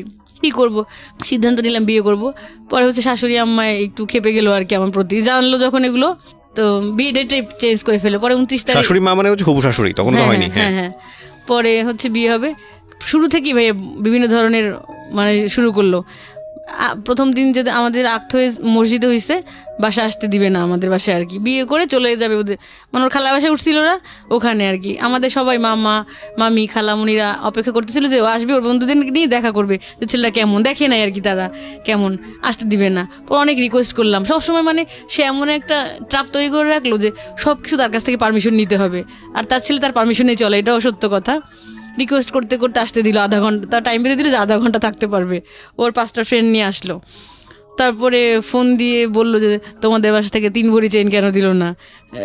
আমি বললাম যে 3 ভরি চেইন কখনো দেয়, 3 ভরিতে তো সীতাহারি বানানো যায়, তাহলে এইটা কেন, সেটা প্রত্যেকটা বিষয় নিয়ে আমার দোষ ধরতে লাগলো আর কি। তারপর বিয়ে হলো, তখন 2 দিন ছিল, মানে ওরকম একদম কমপ্লিট যে ফিজিক্যাল রিলেশন বা ওরকম কিছুই করিনি। এমনি ওর শরীর খুব খারাপ ছিল, ঢাকা থেকে গেছে, ও তো ঢাকা জব করতো তখন, আর আমি বরিশালে থাকতাম। তো গেছে, ওর জ্বর ছিল বা ওরকম গল্প টল্প করছি, বা মোটামুটি হালকা কথাবার্তা, ও ক্লান্ত ছিল, অনেক অসুস্থ ছিল। তো এরপরে 2 দিন ছিল আমাদের বাসায়। আর অনুষ্ঠানটা আমার আব্বাই আর কি অ্যারেঞ্জ করেছিল আর কি, আমাদের বাসায় হয়েছিল, ওরা কোনো অনুষ্ঠান করে নাই। তারপর গায়ে হলুদের কাপড় যখন পাঠাইতে বলছিলাম, পাঠায় না, বলে কি এখনই কি তুলে নিচ্ছি আপনাকে, যে এখনই দিতে হবে সব, এই সে এরকম করে। তাই আমি ভাবছি যেহেতু এটা বলছে, মনে হয় পরে বিশাল করে আর অনুষ্ঠান করবে হয়তো বা, এরকম বলছে, ওরা আশ্বাস দিছে আর কি। তো এরকমভাবে কিছুই করে নাই, সব আমার যতটুকু করে আমার আব্বাই করছে আর কি। তা আমার আব্বাকে আমি বলছি কি, আব্বা বরিশালের সবচেয়ে বড় ক্লাব হচ্ছে বরিশাল ক্লাব, ওইখানে আমাকে হচ্ছে অনুষ্ঠান করে দিবা আর কি। কিন্তু ও মনে মনে কুবুদ্ধি, কিছুই করে নাই। পরে হচ্ছে আর আসলোই না ভাইয়া 6 মাস। কেন আসলো না জানি না, হয়তো বিভিন্ন কারণে ক্ষিপ্ত ছিল না কি, কিছুই বললো না, নতুন জবে জয়েন করেছে, সেই কারণে হইতে পারে, জানি না। আমি এগুলো আসলে অজানাই রয়ে গেলো আমার কাছে, আসলো না। ওঠা তো আমি শুরু করতে চাচ্ছি আর ফোকাস করতে চাচ্ছি হচ্ছে আমি যার ফ্যান, সে হচ্ছে এই উপমহাদেশের বরেণ্য রক লিজেন্ড জেমস ভাই। তো ওনার পার্ট থেকে আমি অ্যাকচুয়ালি চাচ্ছি শুরু করতে। তার আগে আমি আপনাকে একটু নিয়ে যেতে চাই পিছনে। সেটা হচ্ছে আপনি যে পরিবারে বড় হয়েছেন, আপনার বাবা কি করতো? আমার বাবা ব্যবসা করতেন, এখনো ব্যবসা করেন। ব্যবসা করেন। ক ভাই বোন ছিলেন আপনারা? আমি, আমার এক ভাই, আমার আর কোনো ভাই নাই, আর আমার 3 বোন। আপনি কি সবার বড়? আমি সবার বড়। ওকে, তো কেমন পরিবেশে বড় হয়েছেন, মানে আমি জানতে চাচ্ছি যে পারিবারিক আর্থিক অবস্থা বা লেখাপড়া, প্রাথমিক মাধ্যমিক এইসবগুলো যদি একটু আমাদের একটু বলতেন। খুব সাধারণ ফ্যামিলি থেকেই বড় হয়েছি, পড়াশোনা করেছি কিশোরগঞ্জ সাধারণ স্কুল কলেজে পড়াশোনা করেছি। সৌভাগ্য হয় নাই ভালো কোথাও মানে পড়াশোনার চেষ্টা করেছি। সৌভাগ্য হয়নি? সৌভাগ্য হয় নাই, পারিবারিক সচ্ছলতার বিষয় ছিল। তারপর যখন স্কুলের গণ্ডি পেরিয়ে কলেজ লাইফ আসলো, তখন আবার ওই জেমস ঘরানার ভিতরে চলে যাওয়া। না, জেমস ঘরানার ভিতরে চলে যাওয়া কোন বয়স এটা? এটা আসলে 93-94 থেকে আমি চাচা মামাদের সাথে গানগুলো শোনা হইতো। কিন্তু যখন 97 বা 98 তখন আমি ওই হাই স্কুলের স্টুডেন্ট, তখন থেকেই আর কি আমি মানে বেশি রকম আপনার ওই ওনার ওই আপনার আসক্তি হয়ে যাওয়া, যার জন্য আসলে পড়াশোনার মনটাও একটু মানে গানের প্রতি এত অ্যাডিক্টেড হয়ে গিয়েছিলেন যে আপনি মানে পড়াশোনার প্রতিও তেমন একটা মন বসতো না। হ্যাঁ, এক্স্যাক্ট তাই। ওকে, তো তারপরে কি হলো? এটা নিয়ে ফ্যামিলি থেকে চাপ দিত না, মারধর করতো না? প্রচুর চাপ দিত, সবসময়ই চাপ দিত। কারণ আমি আপনার তখন একটা হয়তো কি যে ফ্যামিলি থেকে 2 টাকা বা 1 টাকা পেতাম স্কুলে টিফিনের জন্য, আর ওই পয়সাটা জমিয়ে আর কি জেমস ভাইয়ের যে নতুন অ্যালবামগুলো আসতো, মিক্সড হোক বা একক অ্যালবামগুলো ছিল, এগুলো কিনতাম কিনে শোনার জন্য। ওকে। ট্যাপ রেকর্ডারের সেই ফিতার ক্যাসেট নষ্ট হয়ে যেত, 3-4 কপি করে কিনতে হইতো। তারপরে ওনার পোস্টার ছবি কিনতে হইতো ঘরে টানানোর জন্য, যার জন্য এই মানে একটু পেরেশানিতে থাকতাম আসলে পয়সাগুলা কালেক্ট করার। আচ্ছা। তারপরে ঢাকায় যখন কনসার্ট দেখতে আসতাম তখন প্রথম কনসার্ট কবে দেখেছিলেন মনে আছে? আমি কনসার্ট দেখেছি প্রথম হচ্ছে 97 ঢাকায়। আচ্ছা। 97-এ। ওকে। আর আপনার কনসার্ট দেখার জন্য যখন আমি ঢাকা আসতাম, মানে একটা ঘটনা আমি আপনাদের সাথে শেয়ার করি। নিশ্চয়ই। খুব 99 বা 2000 এই মুহূর্তে আমি এক্সাক্ট টাইমটা বলতে পারতেছি না। ওই যে ঢাকা আপনার ওই যে এখন বঙ্গবন্ধু স্টেডিয়ামে আপনার ওই যে বিসিবির শো ছিল ক্রিকেটের, আপনার ওই যে বাংলাদেশ টেস্ট স্ট্যাটাস পাওয়ার পরে যে একটা শো ছিল, এই শোতে আসছিলাম।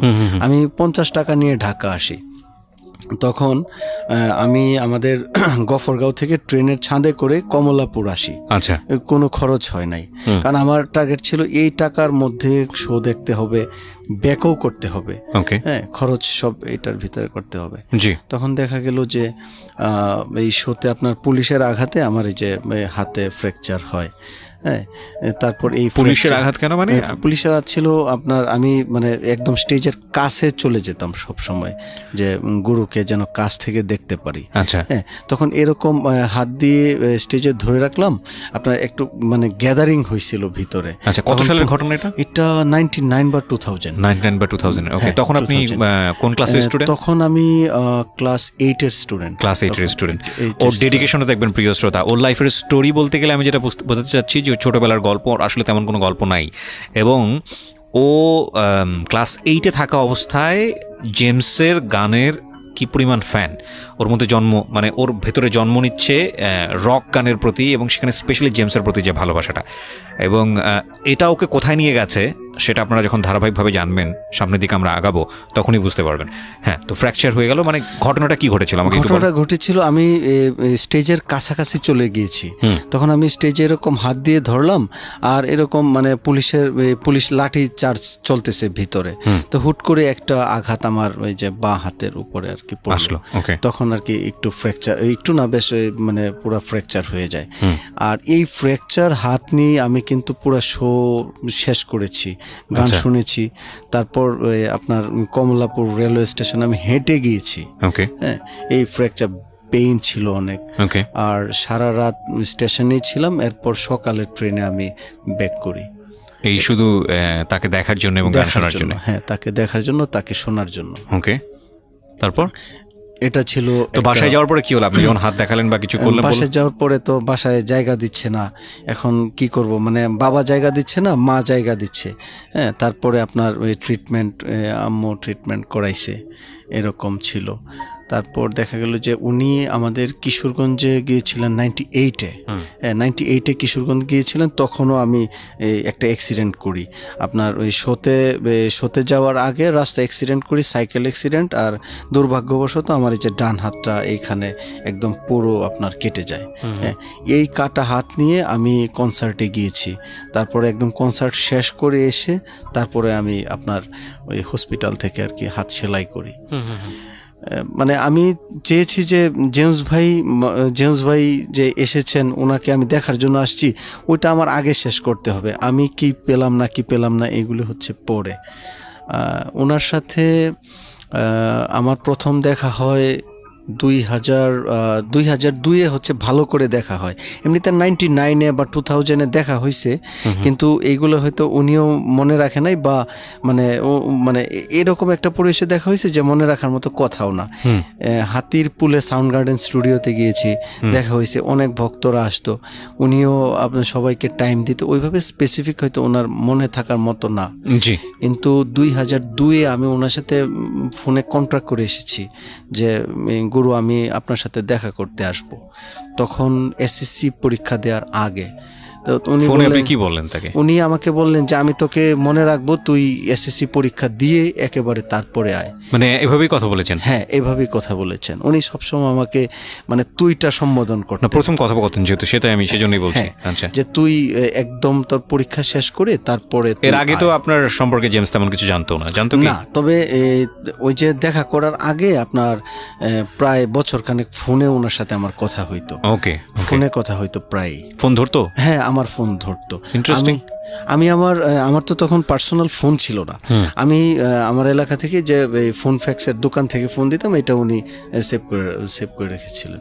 আমি বলছি যে আমি তোর এই নাম্বার সেভ করা আছে, তুই আমাকে ফোন দিস। আচ্ছা, অনেক সময় উনি ফোন না ধরতে পারলে উনি কিছুক্ষণ পরে আমাকে কল ব্যাক করতো। ওকে, ভেরি ইন্টারেস্টিং।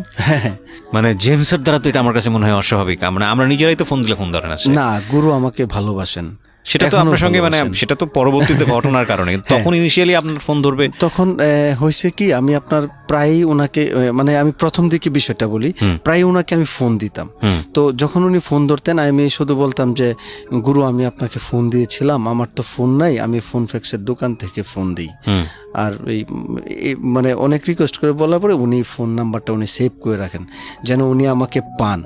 আর আমি সপ্তাহে একবার ওনাকে ফোন দিতাম, কারণ ফোনের মিনিট ছিল আপনার 8 টাকা।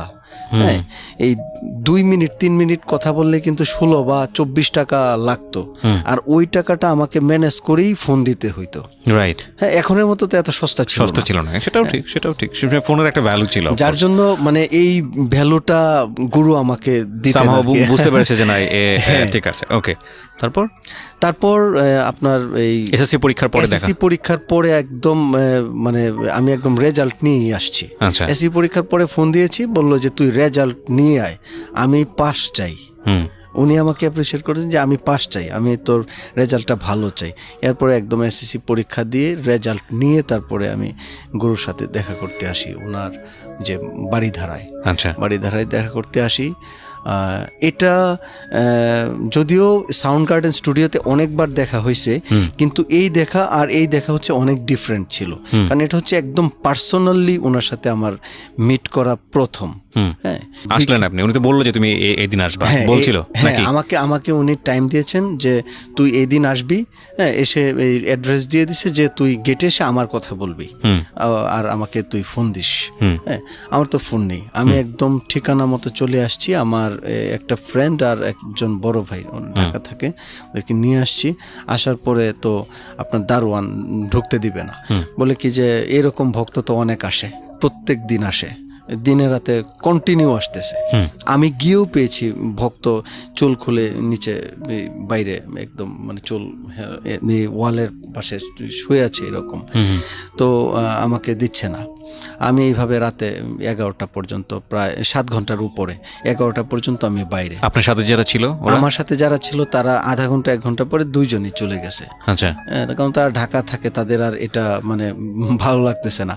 তারা জাস্ট আমাকে মানে চিনানোর জন্য আমার সাথে আসছিল। ওকে। আর একটা ফ্রেন্ড ছিল যে আমার সাথে কিশোরগঞ্জ থেকে এসেছিল, ওর নাম লিখন। ও গুরুর ভক্ত, ও আমার সাথে ছিল। আচ্ছা। আর বাকি 2জন চলে গিয়েছিল। ওকে। তো তারপরে ফোনে তো কথা বলতে পারছিলেন না, 7 ঘন্টা ওয়েট করে কি হবে? আপনি কি মনে করছিলেন? যে আমি মনে করছিলাম যে গুরু নামবেন, যেহেতু উনি উপরে আছেন, উনি না কোনো সময় নামবেন। 7 ঘন্টা না, তখন যদি এরকম হয়তো যে 7 দিন বা 7 মাস হয়ে গেছে, আমি এখানেই থাকতাম, কারণ আমি ওনার সাথে মিট না করে আমি আসলে যাইতাম না। আচ্ছা। হ্যাঁ, আমি ওনাকে বলেছিলাম যে পাস করেছি, উনি বলছে যে মিষ্টি খাবো, আমি মিষ্টি নিয়ে আসছি। হ্যাঁ, তো আমি মিষ্টি নিয়ে আসছি, পাস করেছি। তারপরে প্রথম এরকম দেখা হবে গুরুর সাথে, মিষ্টি নিয়েই ওয়েট করতেছি। হ্যাঁ, আমি নিয়েই ওয়েট করতেছিলাম। আচ্ছা। তো এর মাঝখানে অবশ্য গুরু 9টা বা 9:30টার দিকে উনি জানতে পেরেছেন যে আমি আসছি, কারণ ওনার বাসার একজন আপনার ছেলে সে আসছিল নিচে, ওকে দারুণ বলছে যে কিশোরগঞ্জ থেকে এই যে 2টা ছেলে ওয়েট করতেছে। ও আমাকে জিজ্ঞেস করলো যে তোমরা কোথায় এসছো? বললাম যে ভাইয়া আমরা তো আসছি কিশোরগঞ্জ থেকে, গুরু টাইম দিয়েছেন, আজকে আমার আসার কথা। আর আমার নাম প্রিন্স, ওনাকে বললে উনি আমাকে চিনবে। আর এই যে ওনার নাম্বার, আমি তো ওনাকে কল দিতে পারতেছি না মোবাইলের জন্য। পরে সে বলছে যে তোমরা একটু ওয়েট করো, আমি বসের সাথে কথা বলি। তারপর সে আবার আধা ঘন্টা পরে কিছু আপনার ওই আপনার বিস্কিট নিয়ে আসছে আর কি, যে গুরু পাঠাইছে এবং ভিতরে একটু বসতে দিছে নিচে, হ্যাঁ, যে এখনই উনি নামবে, উনি স্টুডিওতে আছে। তারপর উনি 11টায় উনি নিচে আসছে, রাত 11টা। You are our legend of course. এবং কিন্তু আপনাকে যেরকম চড়া স্বভাবের দেখি আমরা, স্টেজ থেকে শুরু করে ইন্টারভিউ সব জায়গাতেই, মানে এই একটা কথা আছে কিন্তু, ডাবের ওপরটা কিন্তু অনেক শক্ত হয়, ভেতরটা কিন্তু নরম। হ্যাঁ, সো ভক্তদের সে এত রেসপেক্ট করে মানে বা ভালোবাসে, এটা আপনার যে ক্ষেত্রে হয়েছে, বাকি ক্ষেত্রে আমি যে আসলে কি বলবো আমি বুঝতে পারছি না, বাট আমি মিলাইতে পারতেছি না সামহাও। ওকে, ঠিক আছে। তারপর গুরুর সাথে ছবি তুলছি, ওনার অটোগ্রাফ নিয়েছি। আগে তো অটোগ্রাফের ব্যাপার সেলফি ছিল না। হ্যাঁ, তারপর গুরু এই দিন আবার উনি দেশের বাইরে যাবেন। আচ্ছা, হ্যাঁ, উনি মানে বাইরে যান। উনি কত সালের ঘটনা মনে আছে? এটা হচ্ছে 2002 এর ঘটনা। তো উনি আপনার বাইরে যাবেন, দেখলাম যে ওনার ওই লাগেজ টাগেজ নিয়ে আসতে, তবু উনি নিচেই আমাকে আধা ঘন্টার মতো উনি টাইম দিছে। আমি আমার ফ্রেন্ড আমরা ছবি তুলছি, উনি অনেকক্ষণ কথা বলছে, একদম হাঁটতে হাঁটতে আপনার ওই ওনার গেট থেকে বাহিরে বের হয়ে আসছেন। হ্যাঁ, তারপর উনি বলছেন যে তুই এখন কোথায় যাবি, হ্যাঁ, কোথায় উঠছিস? হ্যাঁ, বললাম যে আমি এই উত্তরাতে আমার আন্টির বাসায় উঠছি। হ্যাঁ, তারপর উনি মানে ওনার গাড়িতেই উনি এয়ারপোর্ট পর্যন্ত নিয়ে আসছে, কারণ উনি তখন ওই যে দেশের বাহিরে যাবেন। আচ্ছা আচ্ছা। উনি ওই এয়ারপোর্টে আমাকে বলছে যে ঠিক আছে, আমি এখন এয়ারপোর্টে ঢুকবো, যেতে পারবি কিনা? বলছি যে গুরু আমরা যেতে পারবো, অসুবিধা নেই। তো উনি মানে এই ভালোবাসাটুকু, মানে যেটা আমার মানে চাওয়া ছিল না, চাওয়ার চেয়েও বেশি অ্যাকচুয়ালি উনি আমাকে দিয়েছেন। ফাইন, এইখান থেকে পজ দিয়ে আমি একটু ফ্ল্যাশব্যাকে যেতে চাই, মানে পিছনে। সেটা হচ্ছে যে আপনার বাসায় কি হতো জেমসকে নিয়ে, আপনার ব্যক্তিগত লাইফে কি হতো? আপনি কি সারাদিনই জেমসের গান শুনতেন? আমি সারাদিনই জেমস ভাইয়ের গান শুনতাম, সারাদিনে জেমস ভাইয়ের গান শুনতাম। কিন্তু বাসায় প্রচুর প্রবলেম ছিল কি, মানে আমার আব্বু একটু আর কি, একটু না ঠিক অনেকটাই মানে মানে খুব কড়া ছিলেন। হ্যাঁ, আমার আব্বুকে আমি অনেক ভালোবাসি, হ্যাঁ, কিন্তু তখন উনি অনেক কড়া ছিলেন। এখন আমার আব্বু আবার জেমস ভাইয়ের ফ্যান অনেক, বুঝছেন?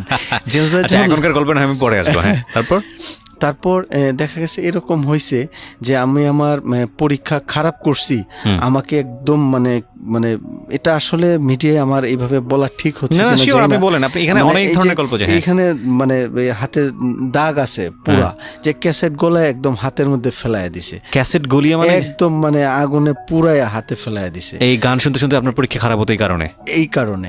একদিন রাতে সারা রাত্র মানে ওই যে নারিকেল গাছের সাথে বেঁধে রাখছে, যে কেন ওই কনসার্টে গিয়েছিলাম, ঢাকায় আসছিলাম। তারপরেও আপনাকে এখান থেকে ছুটাতে পারে? আমাকে ছুটাইতে পারে নাই। আমাকে এরকম হয়েছে যে মানে প্রচুর আপনার মানে ওই নির্যাতন, ফিজিক্যাল টর্চার মুখোমুখি, শুধু ফ্যামিলিতে না, ফ্যামিলির বাইরেও। চুল বড় ছিল, মানে ওই রাস্তায় অনেকেই মানে পাগল বলতো, তখন তো পাগল ছাগল বলতো। মফস্বল তো রিয়েলি টাফ, একটা চুল বড় রেখে একটা ছেলে এইরকম বয়সে এসএসসি পরীক্ষার্থী। হ্যাঁ, মানে জেমসকে ফলো করতেন? হ্যাঁ, গুরুকে সবসময় ফলো করতাম।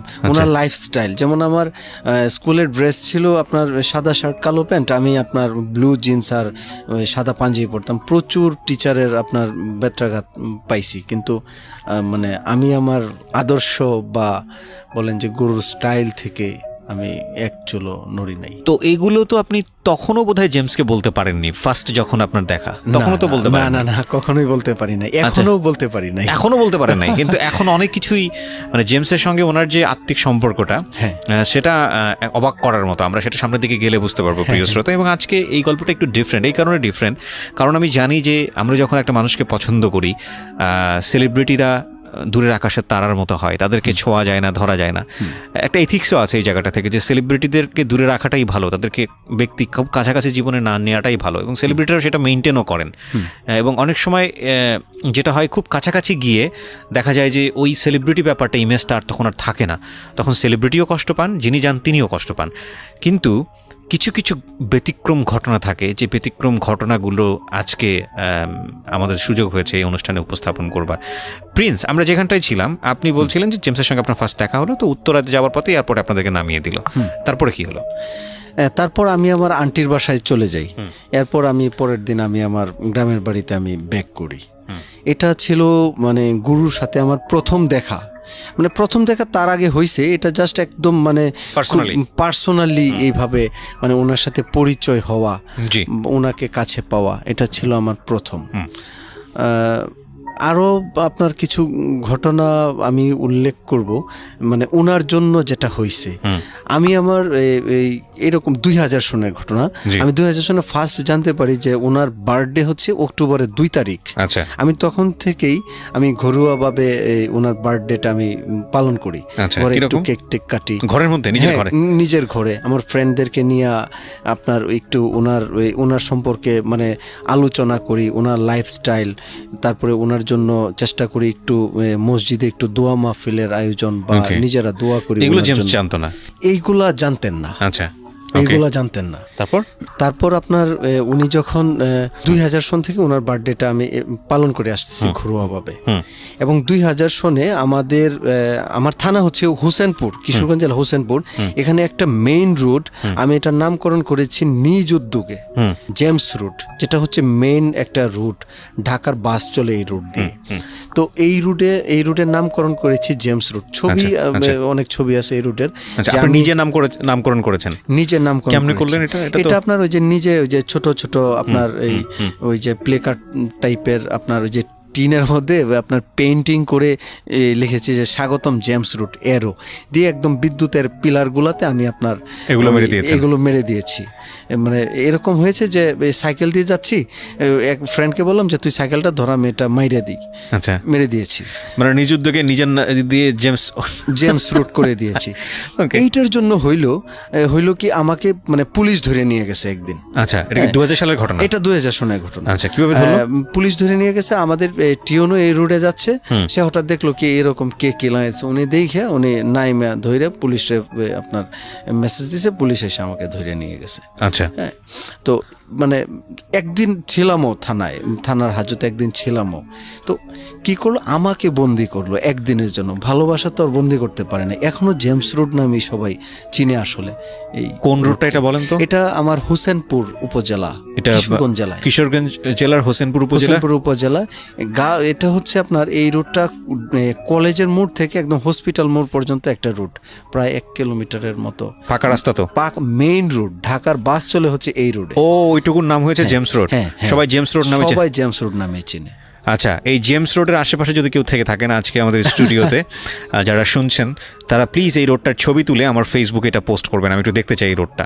এবং আমার ফেসবুকের ঠিকানা হচ্ছে www.facebook.com/kibria.rj। আমি আবারও বলছি www.facebook.com/KEBRIA.RJ। পেজটি RJ কিবরিয়া নামে আছে, ওখানে গিয়ে লাইক দেবেন প্লিজ।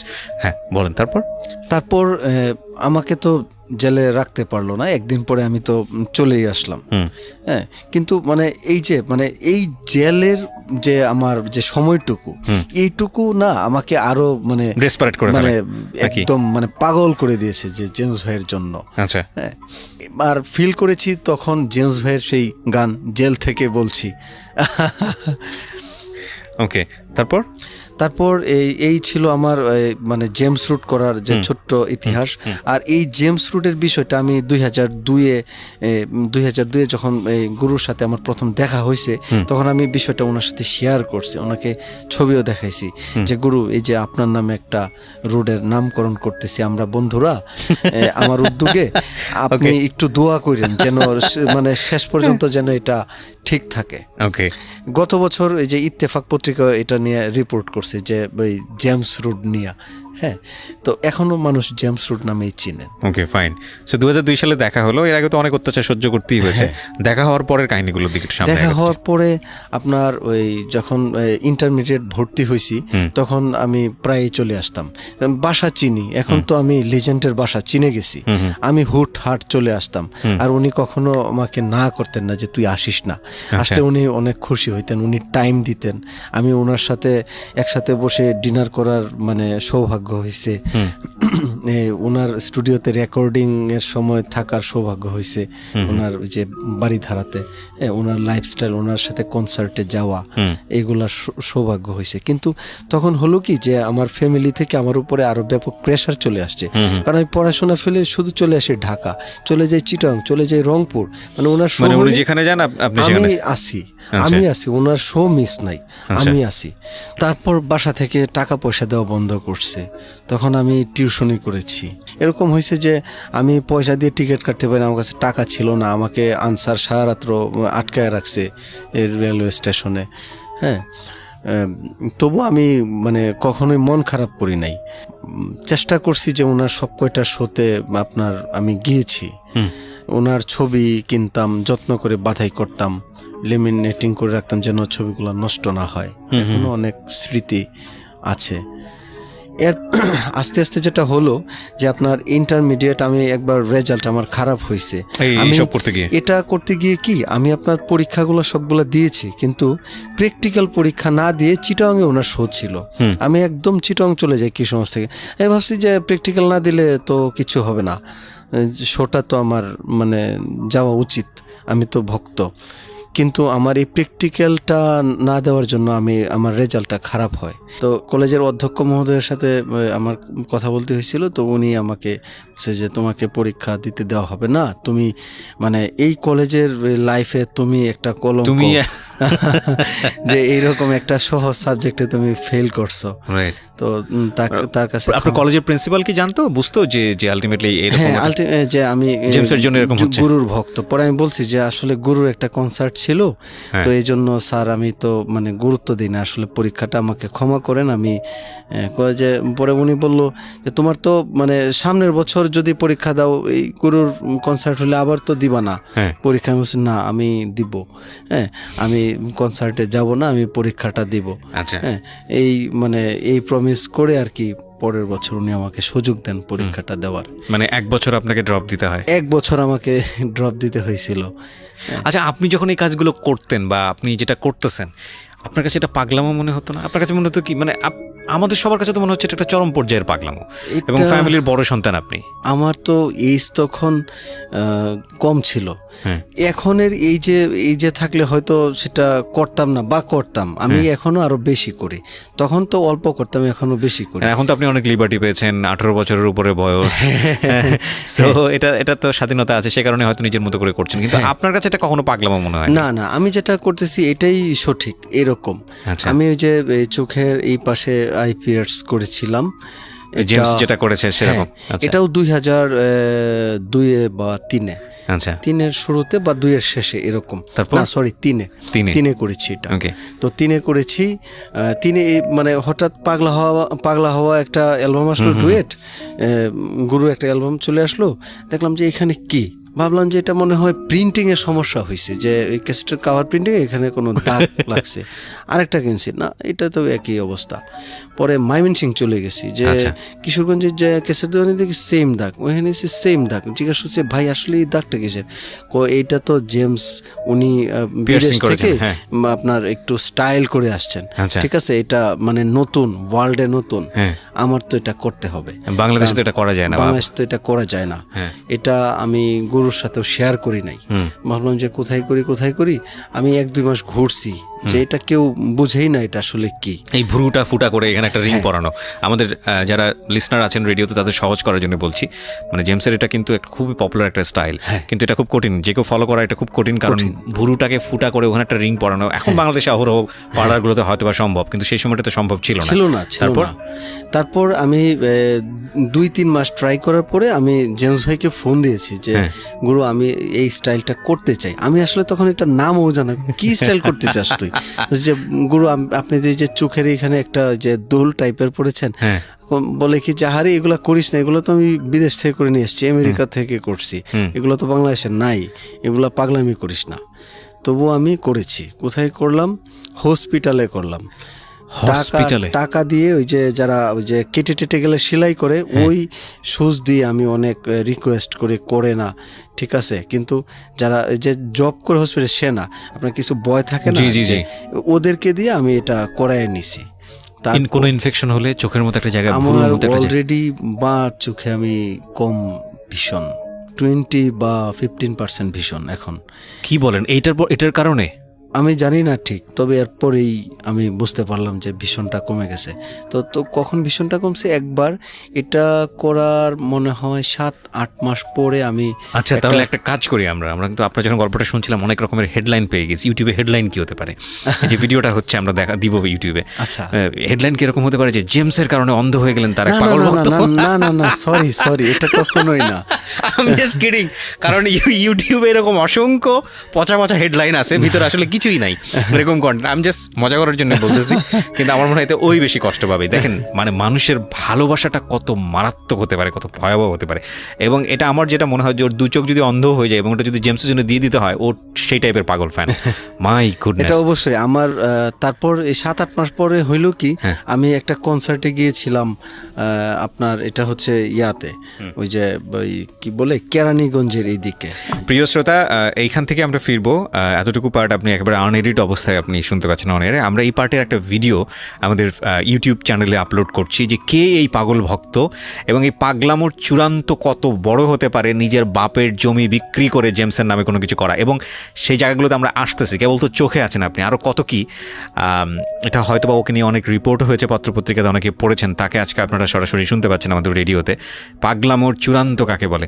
এবং ওকে যদি আপনারা দেখতে চান, আমরা একটা ভিডিও আপলোড করছি আমাদের ইউটিউব চ্যানেলে, প্লিজ কাম হিয়ার। আমাদের ইউটিউবের ঠিকানা হচ্ছে www.youtube.com/dfm904। আমি আবারও বলছি youtube.com/dfm904। আমাদের চ্যানেলটিতে গিয়ে অবশ্যই সাবস্ক্রাইব করবেন, পাশাপাশি নোটিফিকেশন বাটনটি অন রাখবেন। আমরা একটা ভিডিও আপলোড করছি এক্ষুনি, আপনি চলে আসুন। জি বলুন। তারপর শীতের সময় আমি কনসার্টে আসছিলাম ঢাকায়, ওই যে কেরানীগঞ্জের এই পাশটাতে। জি। তখন আপনার ওই যে এই এক ভক্তের মানে আপনার ওই যে শালের ওই শাল লেগে আমার এটা কিন্তু একবার ছিঁড়ে গিয়েছিল। ওই পিয়ার্সিংটা ছিঁড়ে গিয়েছিল? পিয়ার্সিং একদম আমার ওই যে আপনার স্কিন মাংস সহ উঠে গেছিল। ওটা হারিয়ে ফেলছি তখন। আর এই রকম মানে ভ্রুটার এমন অবস্থা যে ওখানে নতুন করে করার সুযোগ নেই। তারপরে নতুন করে আবারও করছি। এরপরে যখন এটা শুকাইলো, তখন আমি ওই যে গ্রামের মহিলারা নাক কান ফুরায়, তাদেরকে দিয়ে একবার ট্রাই করছি এই ভ্রু আবার। একটা হচ্ছে নাক কান ফুটার, সেটা আলাদা হিসাব।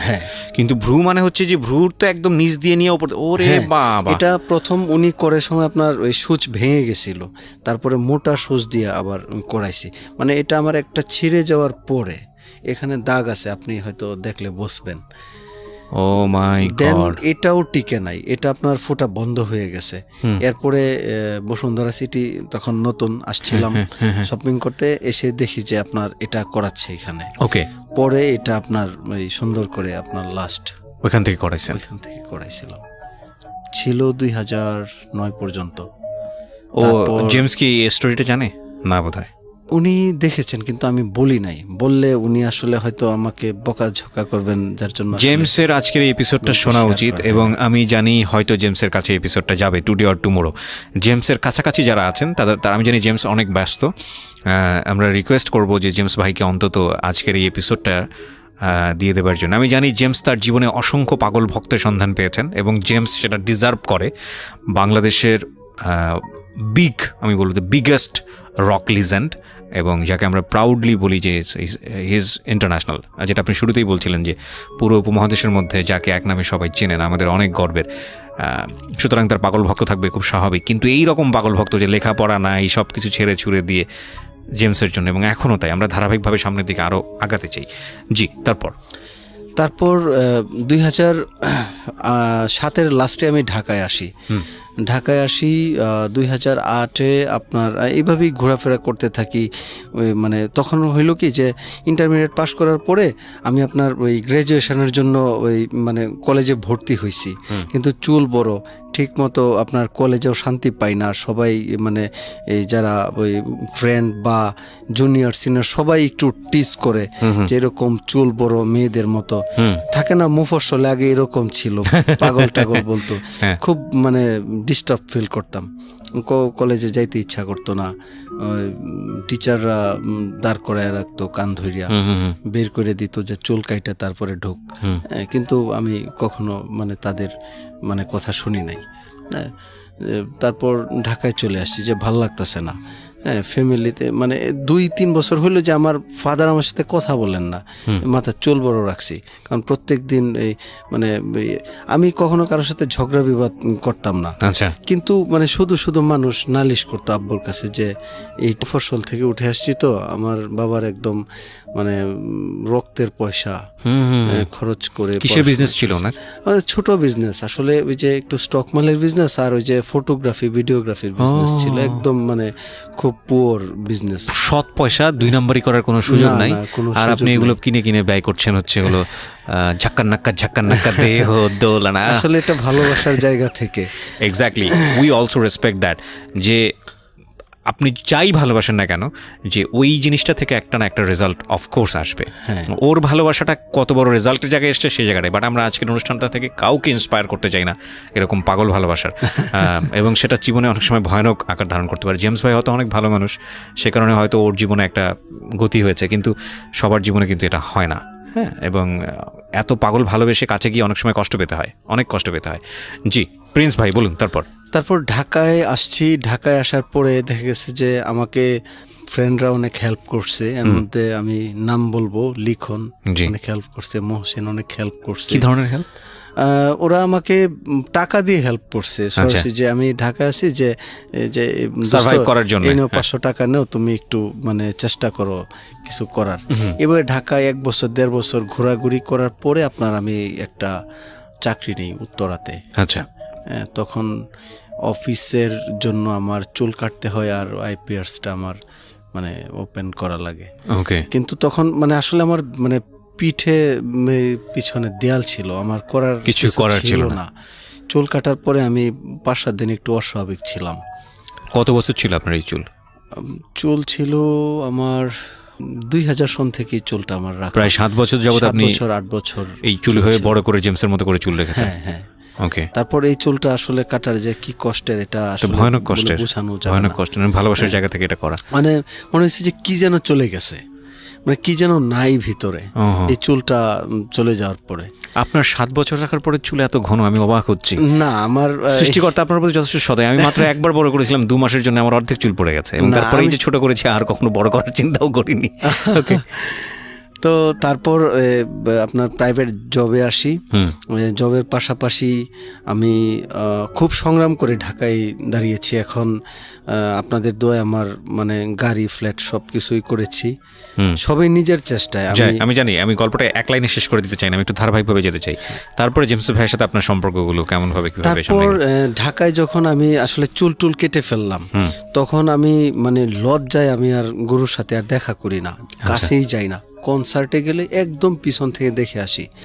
যদি উনি আমাকে সামনে দেখে যে চুল নাই, তখন ভাববে যে ও তো ফালতু ছেলে। এই ভয়টা ভিতরে কাজ করতো যে আল্লাহ, তার ফ্যান, আমি চুল রাখছি, এখন নিজের প্রয়োজনে চুল ছাড়লাম। মানে এই যে ভয়, এই ভয়টা আমাকে একটু দূরে সরায় দেয় তখন, যে জেমস ভাই হয়তো কষ্ট পাবে। মানে আমি ভাবতাম যে আমি ভালোবাসি, আমাকেও বাসে, এই ভালোবাসাবাসি থেকে হয়তো উনি কষ্টও পেতে পারে।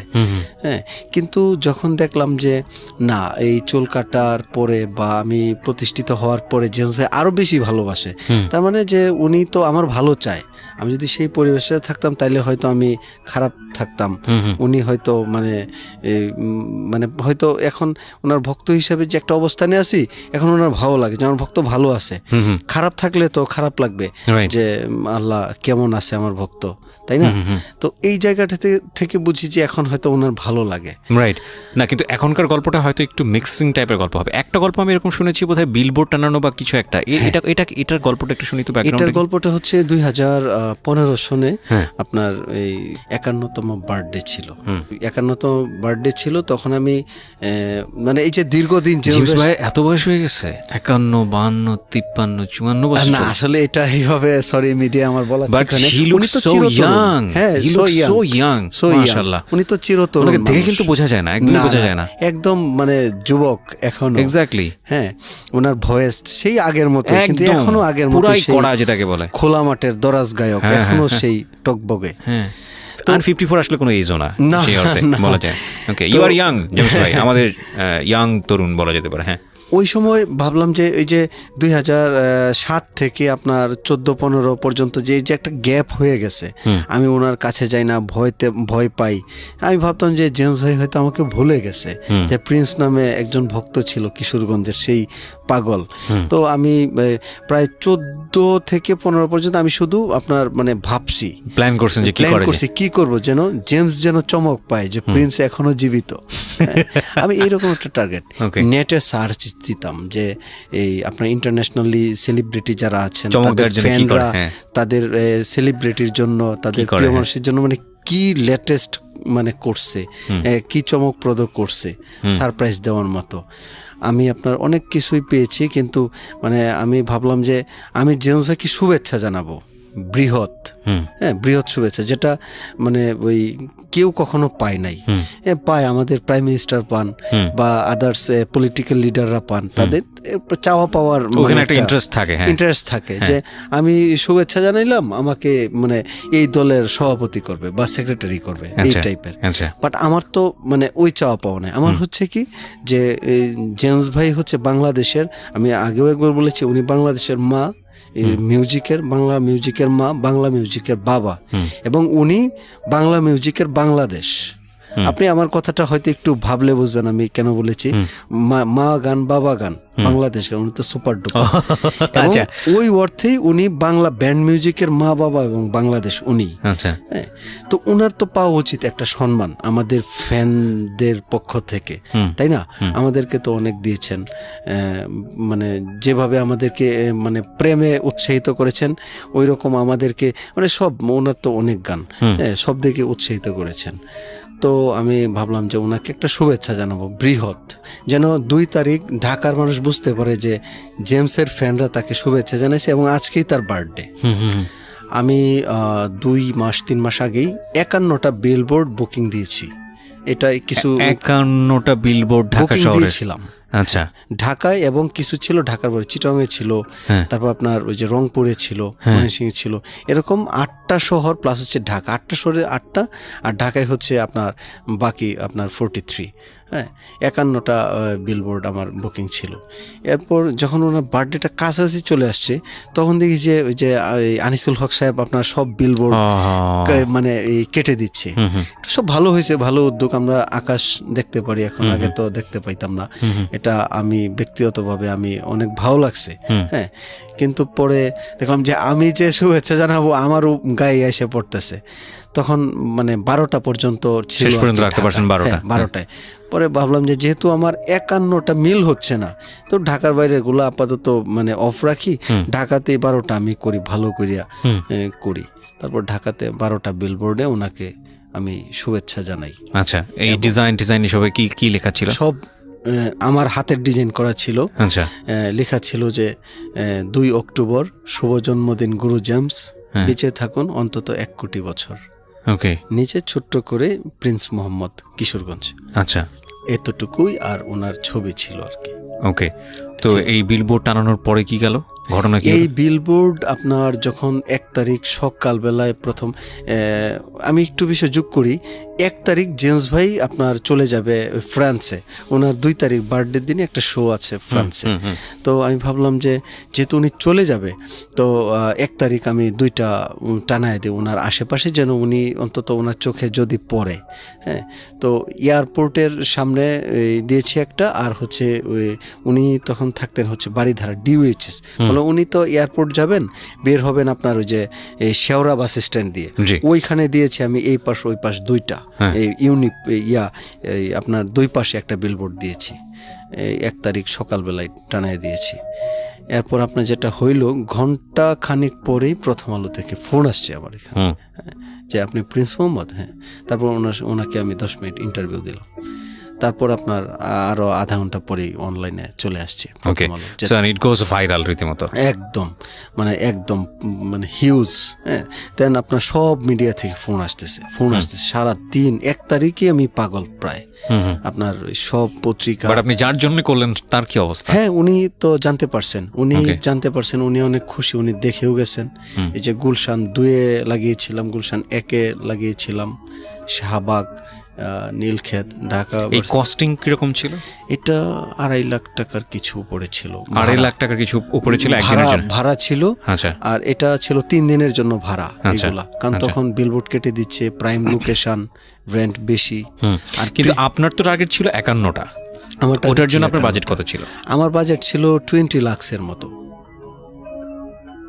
পিন পতন নীরবতা আমাদের অনুষ্ঠানে। আমি ভালোবাসি জেমস ভাইকে। আমি জানি 20 লাখ টাকা আপনার জন্য তার জন্য কিছুই না, বাট আমরা আমাদের জায়গা থেকে হিসাব করব, সেই জন্যই নীরবতা। 20 লাখ টাকা কেন লিখবে না সেটা বড় কথা না, কিন্তু আমি বরং আপনার জায়গাটা কি বড় করে দেখতে চাচ্ছি। মিডিয়া আজকাল খবর খোঁজে, মিডিয়ার সামনে যদি এরকম খবর থাকে সেটা তো মিডিয়া গ্র্যাব করবে, এখানে মিডিয়ার ক্রেডিট নাই। কিন্তু আমার কাছে যেটা মনে হয় যে একটা মানুষ কি পরিমাণ রেসপেক্ট বা ভালোবাসা পেলে এই ধরনের পাগল মানুষের সান্নিধ্য পেতে পারে। Wow, amazing amazing. জেমসের কাছে আপনি কেমন আমি জানি না, বাট আমাদের জায়গা থেকে শোনার পরে মনে হচ্ছে যে, এবং তবে আমি এটা বিশ্বাস করি যে আপনি যদি সামর্থ্য থাকতো আপনি আরও বেশি কিছু করতেন। আমি সামর্থ্য থাকলে আরও অনেক বেশি করতাম। আমার মানে যতটুকু আমার সামর্থ্য আল্লাহ পাক আমাকে দিয়েছেন, আমি চেষ্টা করি এর ভিতরে আমি আমার ভালোবাসার জায়গাটাও যেন একটু আমি মানে। ইন দ্য মিনটাইম আপনি কি বিয়ে শাদী করলেন? বিয়ে শাদী করে ফেললেন? আমি খুব রিসেন্টলি আমি বিয়ে করেছি। রিসেন্টলি বলতে 8 মাস 9 মাস হয়েছে। তার মানে জমি বিক্রি ঠিকরি ঘটনা আগে ঘটেছে? এইগুলো আগে ঘটেছে। আমার ওয়াইফও জানেন আমি গুরুর মানে পাগল ভক্ত। সে আমাকে অনেক ও খুব ভালো মেয়ে।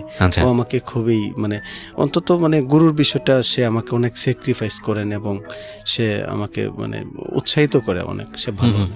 এখন কি মানে জেমসের সঙ্গে সম্পর্ক বা জেমসের হয়ে কোনো কাজ করা বা খুব কাছাকাছি থাকা এরকম, নাকি ভক্ত পর্যায়ে? আমি ভক্ত পর্যায়ে আছি আর ভক্ত পর্যায়ে থাকতে চাই। আমি কখনোই একসাথে কাজ বা কোনো কিছু, কোনো ফেভার চাওয়া কোনো কিছুই কখনো করেননি? না, বা চাই না। এটা ভালোবাসার জায়গা থেকেই। আচ্ছা। আমি আমার মতো বিজনেস করতেছি। আচ্ছা, কিসের বিজনেস আপনার? আমি আমার ইভেন্ট ম্যানেজমেন্ট বিজনেস আর হচ্ছে ওই আপনার ডিজিটাল প্রিন্টের বিজনেস। জোস। গ্রামের বাড়িতে ডেইরি ফার্ম করতেছি। সাবাস। ওইখানেও আমার প্রিন্টিং বিজনেস দিয়েছি। আর উড ডিজাইনের ওই যে আপনার ফার্নিচার ডিজাইনের সিএনসি রাউটারের বিজনেস আছে। সাবাস। তার মানে বাবা তো হ্যাপি আপনাকে নিয়ে?